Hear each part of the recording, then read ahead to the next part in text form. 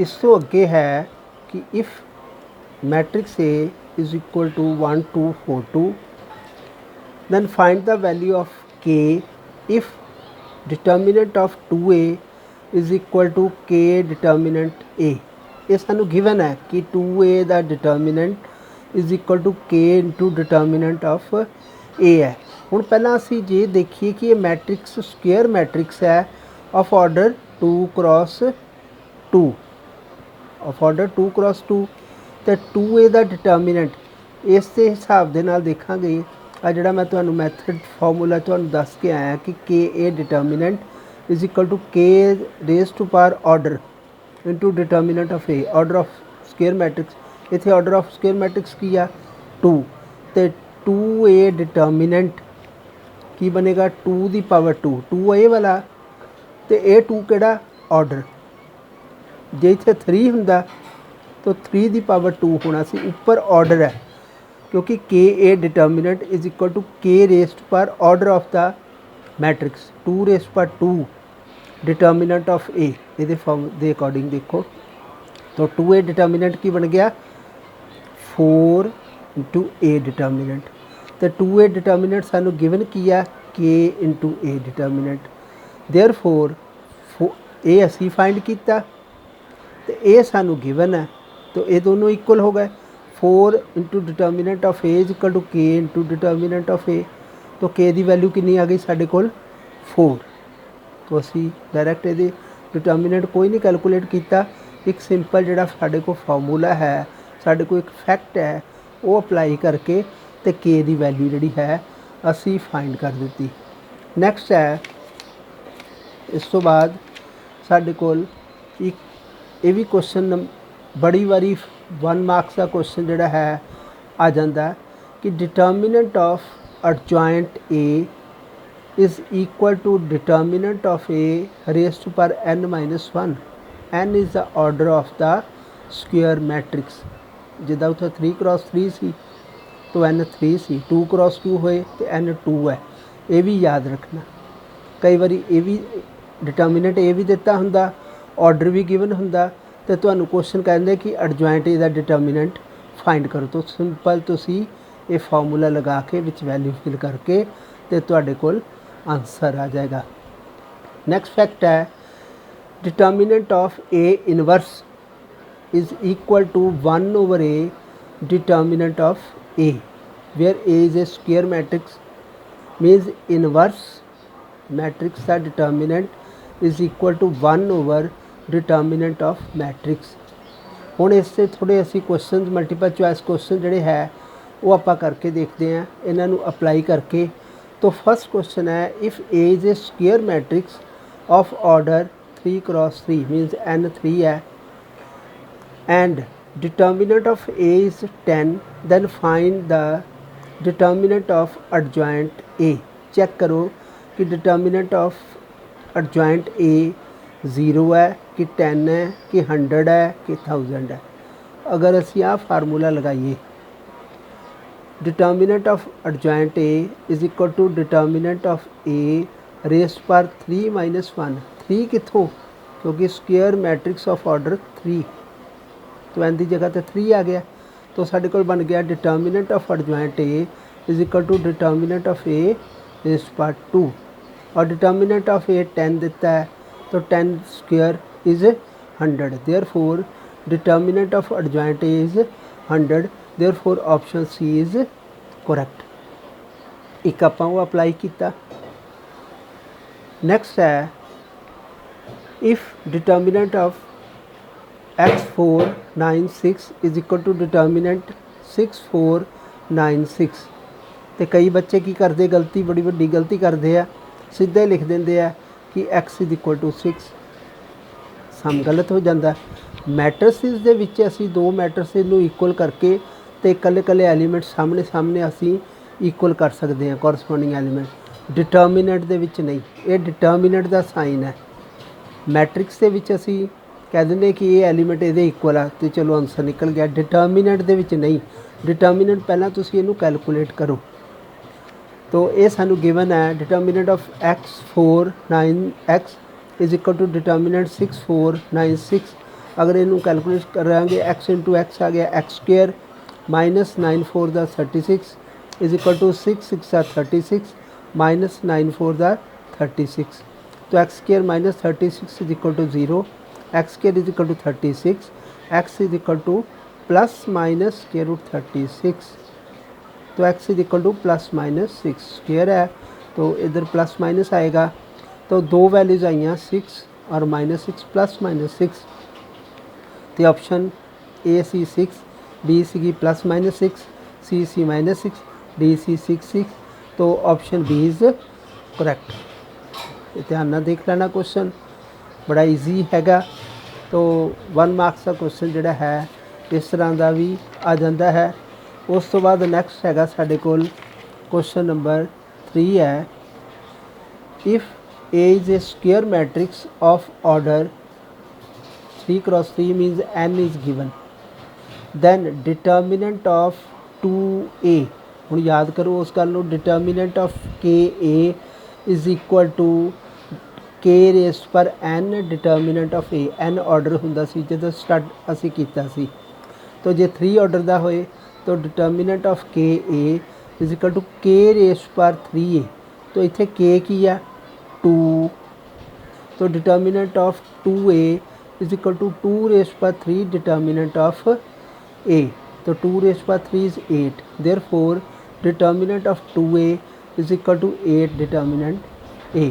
तो option B is correct. एक simple उही जी शुरू च मैं गल दसी है उही असी अप्लाई की। नैक्सट है question number 4, if determinant of 3m 4 5 is equal to 3 find the value of m। 4 choices are given, देख लेने असी डिटर्मिनेंट ही कैलकुलेट करना। तो 3 5 are 15 minus 4m is equal to 3, minus 4m is equal to 3 minus 15, 15 इधर आके minus हो गया, minus 4m is equal to minus 12, m is equal to minus 12 और माइनस 4, m की वैल्यू 3 आ गई। तो ऑप्शन सी इज़ करैक्ट। तो डिटर्मिनेंट अप्लाई किया, सिंपल डिटर्मिनेंट कैलकुलेट किया तो साढ़े को आंसर आ गया। नैक्सट है, if the points a0 0 b and xy are collinear then write correct answer from the following।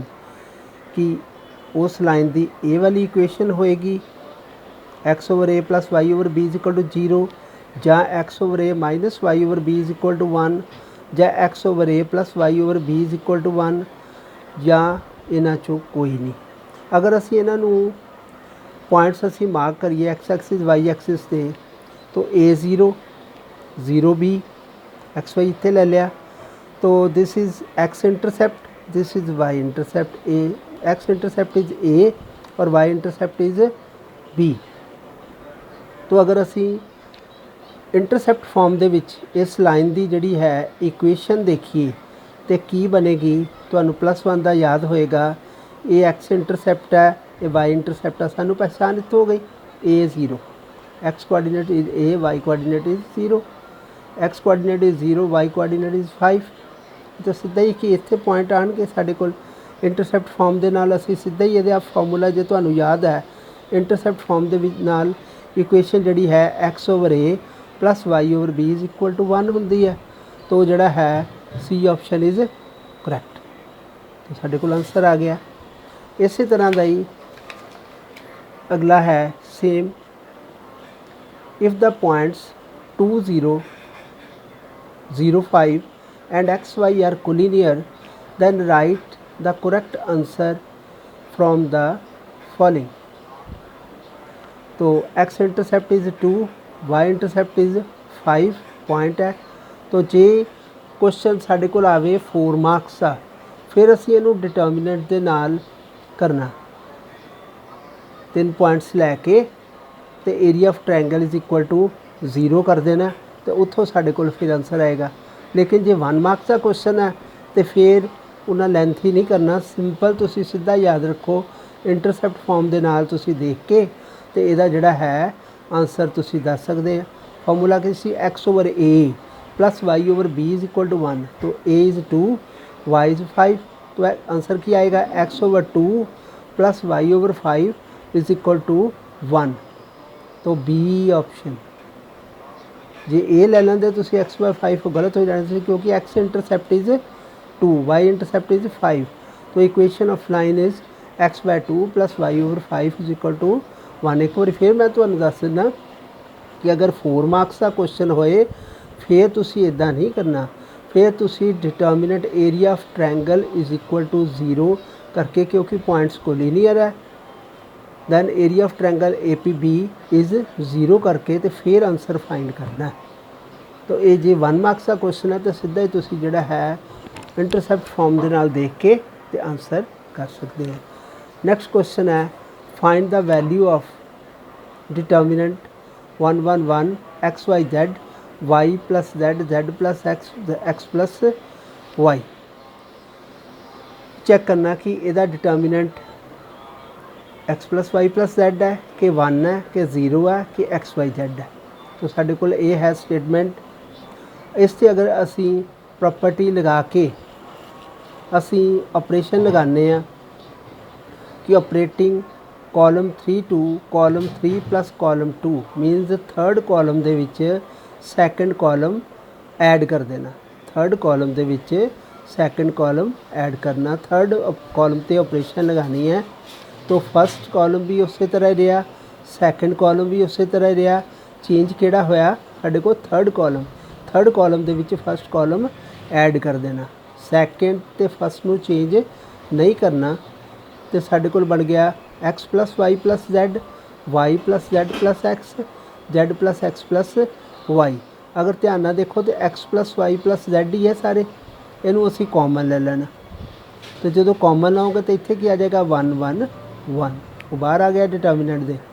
हुण तुसी ध्यान नाल देखो फर्स्ट कॉलम दे एलीमेंट्स 1 1 1 है, थर्ड कॉलम दे एलीमेंट्स जिहड़े 1 1 1 है, ये दोनों कॉलम सेम है। तो अगर दो कॉलम या दो रो सेम होन तो उसका डिटर्मिनेंट कितना हुंदा 0 हुंदा, because 2 columns are identical, first column and third column. Therefore इसका डिटर्मिनेंट की बन गया साडे कोल 0। तो ऑप्शन सी इज़ करैक्ट। तो इस तरह असी जिहड़ा है देख के डायरैक्ट जिहड़ा है डिटर्मिनेंट कैलकुलेट नहीं किया, लेकिन असी प्रॉपर्टी दे नाल ही चैक कर लिया कि इसका जिहड़ा डिटर्मिनेंट है 0 है। 0 क्यों है तो असी देखिया। हुण एक दो क्वेश्चन जिहड़े है वो मैट्रिसेस दे भी मैं तुहानूं करवा दिंदा। If matrix A is alpha beta gamma minus alpha is such that A square is unit matrix, then 4 options है, वो तुसी चैक करनी है कि किहड़ी करैक्ट है। सानू गिवन की है मैट्रिक्स ए गिवन है और नाल कंडीशन की दी है A square is equal to unit matrix.